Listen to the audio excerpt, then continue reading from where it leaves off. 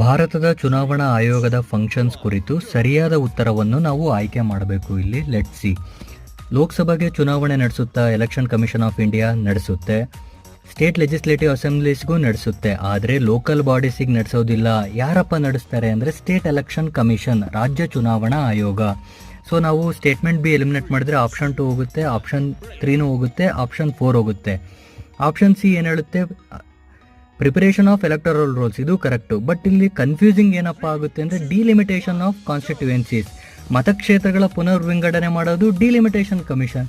But election commission of ಇಂಡಿಯಾದ ಫಂಕ್ಷನ್ನ ಇಲ್ಲಿ ಆರ್ಟಿಕಲ್ 329 ಹೇಳಿದ್ದಾರೆ, the validity of any law relating to delimitation of constituencies ಯಾವುದೇ ರೀತಿ ಕ್ವಶನ್ ಮಾಡೋಂಗಿಲ್ಲ ಎನಿ ಕೋರ್ಟಲ್ಲಿ ಅಂತ. ಹಾಗಾಗಿ ಇದಕ್ಕೆ ಸ್ಟೇಟ್ಮೆಂಟ್ ಒಂದೇ, option 1 is correct. ACD KPSC key answer ಕೂಡ ಆಪ್ಷನ್ 1. Article 324 direct